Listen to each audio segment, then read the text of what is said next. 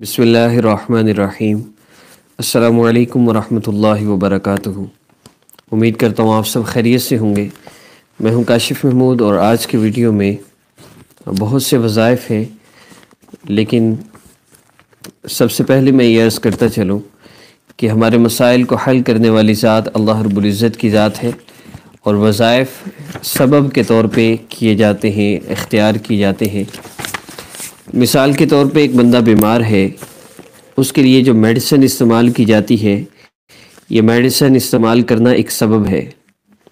مسئلہ حل کرنے والی ذات اللہ رب العزت کی ذات ہے، اور اللہ رب العزت جب کسی کا مسئلہ حل کرنے کا فیصلہ فرما دے تو پھر ساری دنیا کے انسان مل کر اس کا مسئلہ حل ہونے سے روک نہیں سکتے۔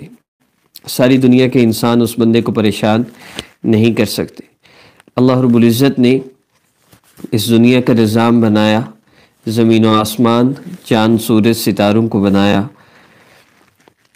اور اس کائنات کے اندر جو کچھ ہو رہا ہے اللہ رب العزت کے قبضہ قدرت میں ہے۔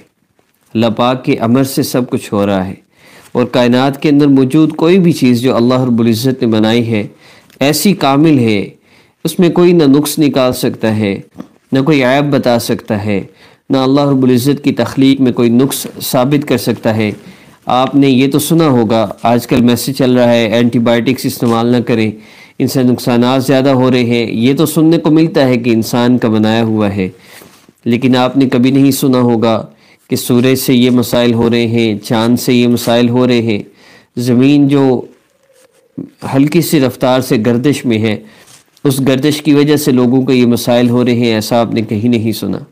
اس لیے کہ اللہ رب العزت نے ان اعمال کو، ان چیزوں کو کامل بنایا ہے، اپنی قدرت سے بنایا ہے، اور اللہ رب العزت نے ان چیزوں کو اپنے قبضہ قدرت میں رکھا ہے۔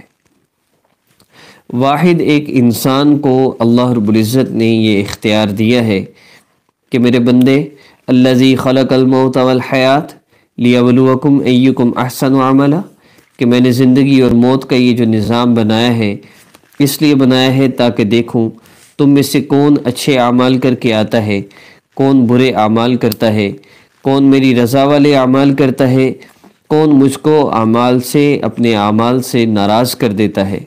یاد رکھیے گا، اللہ رب العزت اعمال سے اپنا تعلق عطا فرماتے ہیں، اور اللہ رب العزت نے جس طرح جسم بنایا ہے اسی طرح اللہ رب العزت نے روح بنائی ہے۔ جس طرح جسم کی غذا ہے اسی طرح اللہ رب العزت نے روح کی بھی غذا رکھی ہے۔ جسم کو اس کی غذا نہ ملے وہ بیمار ہو جاتا ہے، روح کو اس کی غذا نہ ملے تو وہ بے چین ہو جاتی ہے۔ جب وہ بے چین ہوتی ہے تو اس کے ان اعمال کی، اس بے چینی کی وجہ سے اللہ رب العزت پریشان کر دیتے ہیں، تکلیفیں، ٹینشنیں، پریشانیاں آتی ہیں۔ ان پریشانیوں میں اصل میں انسان کو یہ چاہیے ہوتا ہے کہ وہ اللہ رب العزت کی طرف متوجہ ہو جائے، اور روح کو اس کی وہ غذا دے دے جس غذا کو چھوڑنے کی وجہ سے وہ روح پریشان ہو چکی ہے۔ جسم اللہ رب العزت نے مینٹین کیا، اللہ رب العزت نے بنایا، اور جسم کی اللہ رب العزت نے ایک خوراک رکھی ہے۔ ایک بندہ ایک دن کھانا نہ کھائے کمزوری محسوس کرے گا، 2 دن کھانا نہ کھائے مزید کمزوری محسوس کرے گا، اب تیسرے دن اس کی آواز ہی نہیں نکل رہی، چوتھے دن اس کی کیا حالت ہوگی۔ اسی طرح ہم روح کو اگر غذا نہیں دیں گے تو آہستہ آہستہ یہ روح کمزور ہوتی ہے۔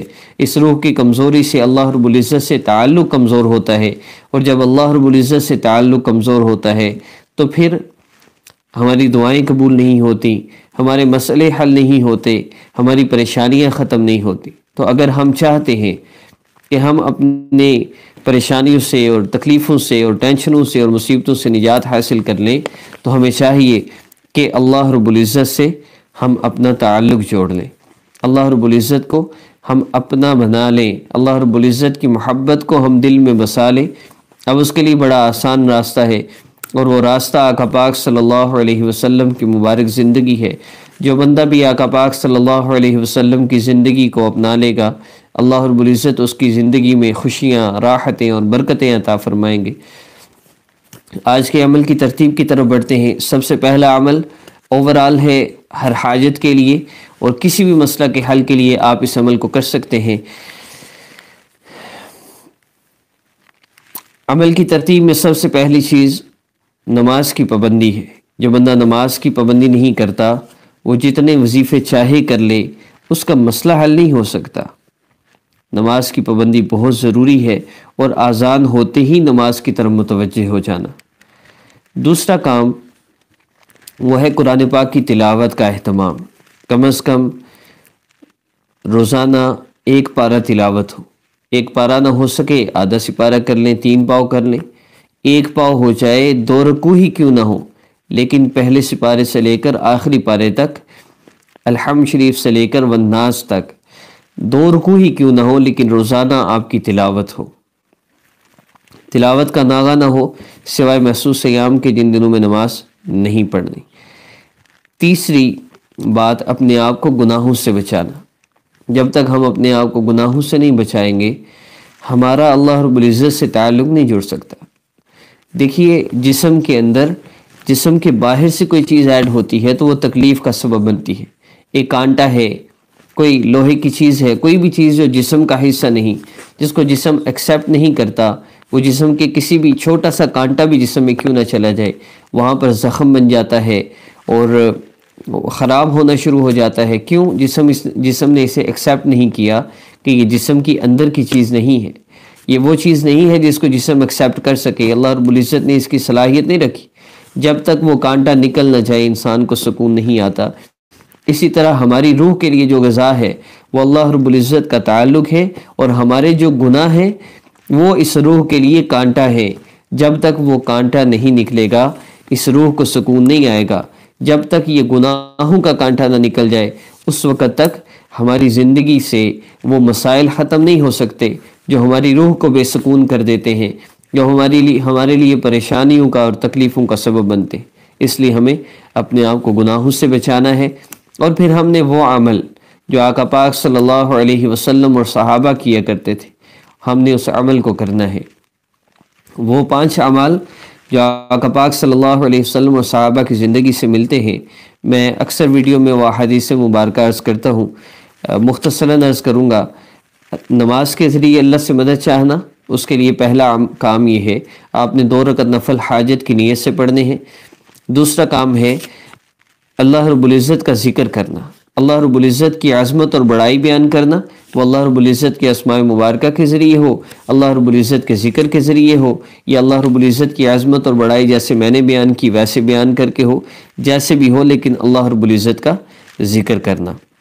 تیسری چیز ہے نبی علیہ الصلوۃ والسلام پر جتنا ہو سکے درود پاک پڑھنا، اور چوتھی چیز ہے دعا کرنا۔ دعا عبادت کا مغز ہے۔ بعض لوگ وظائف کو تو اہمیت دیتے ہیں، نہ نفل پڑھنے کو اہمیت دیتے ہیں، نہ دعا کرنے کو اہمیت دیتے ہیں، نہ درود پاک پڑھنے کو اہمیت دیتے ہیں۔ حالانکہ وظیفہ تو اللہ رب العزت کو پکارنا ہے۔ جیسے کسی کے دروازے پہ بندہ دستک دے رہا ہے، اب اس نے دروازہ کھولا، یہ چلا گیا، یہ کیسے؟ عجیب بات نہیں؟ ہم اللہ رب العزت سے وظائف کے ذریعے اللہ کو پکار رہے ہیں۔ اللہ فرماتے میرے بندے مانگ، کیا چاہتا ہے؟ اور ہم کہتے ہیں چلو جی۔ ہم نے دعا کرنی ہے، کم از کم 2 سے 5 منٹ ہم بھرپور دعا کریں اللہ رب العزت سے، اپنے ہر اس مسئلے کے لیے، ہر اس پریشانی کے لیے جس کی وجہ سے ہمیں سمجھ نہیں آ رہی ہم کہاں جائیں، کیا کریں۔ اور آخری کام، حضرت عمر رضی اللہ تعالیٰ عنہ مفہوم عرض کر رہا ہوں، روایت فرماتے ہیں کہ جو دعا جس کے شروع میں اور آخر میں درود پاک نہ ہو، وہ دعا اللہ رب العزت کے ہاں پہنچتی ہی نہیں۔ عمل کے آخر میں دعا جب آپ کر لیں 3 مرتبہ کم از کم درود پاک آپ نے ضرور پڑھنا ہے۔ میں عمل کی ترتیب عرض کر دیتا ہوں۔ عمل کی خاص اجازت کے لیے ہمارے چینل کو سبسکرائب فرما لیجئے۔ عمل میں پہلی چیز 2 رکعت نفل آپ نے حاجت کی نیت سے پڑھ لیے، اب آپ باوضو بیٹھے ہیں، مصلی پہ ہیں، اسی حالت میں آنکھوں کو بند کر لیجئے، سر کو جھکا لیجئے۔ اگر نماز نہیں پڑھنی تو بھی مصلی پہ آ جائیں، آنکھوں کو بند کر لے، سر کو جھکا لے، اور اللہ رب العزت کے اسم مبارک یا ماجد یا اللہ، الماجد اللہ رب العزت کا اسم مبارک ہے، اللہ رب العزت کے اسم مبارک یا ماجد یا اللہ کا آپ نے ذکر کرنا ہے، آنکھوں کو بند کر کے، سر کو جھکا کے، یا ماجد یا اللہ، یا ماجد یا اللہ، یا ماجد یا اللہ، یا ماجد یا اللہ، یا ماجد یا اللہ، یا ماجد یا اللہ، یا ماجد یا اللہ۔ اللہ رب العزت کے اسم مبارک الماجد، اس اسم مبارک کو آپ نے 33 مرتبہ پڑھنا ہے۔ جب 33 مرتبہ آپ مکمل کر لیں تو اس کے بعد آپ نے جتنا ہو سکے نبی علیہ الصلوۃ والسلام پہ درود پاک پڑھنا ہے، اور اس درود پاک پڑھنے کے بعد آپ نے دعا کرنی ہے اللہ رب العزت سے۔ الماجد کا مطلب ہے بزرگی والی ذات، تو آپ نے جب یا ماجد یا اللہ پڑھے ہیں، آپ کے ذہن میں ہو بزرگی والی ذات، قدرت والی ذات، عظمت والی ذات آپ پڑھے ہیں، یا ماجد یا اللہ، آپ ایک بزرگی والی ذات کو جس کا قبضہ قدرت میں دونوں جہاں ہیں، زمین و آسمان ہیں، چاند سورج ستارے ہیں اور ساری کائنات کا نظام ہے، آپ اس ذات کو پکار رہے ہیں، محبت سے پکاریے۔ پھر نبی علیہ السلام پہ درود پاک پڑھیے۔ نبی علیہ السلام نے فرمایا میرے صحابی، جب تم اللہ رب العزت سے دعا کرو تو یوں دعا کرو کہ اللہ رب العزت کی عظمت اور بڑائی بیان کرو، اس کے بعد جتنا ہو سکے مجھ پہ درود پاک پڑھو، اور اس کے بعد جو چاہے اللہ سے مانگ لو۔ تو ہم اللہ سے مانگ لینا، اللہ رب العزت سے ہم اپنا مسئلہ حل کروا دیں۔ وآخر دعوانا ان الحمد للہ رب العالمین۔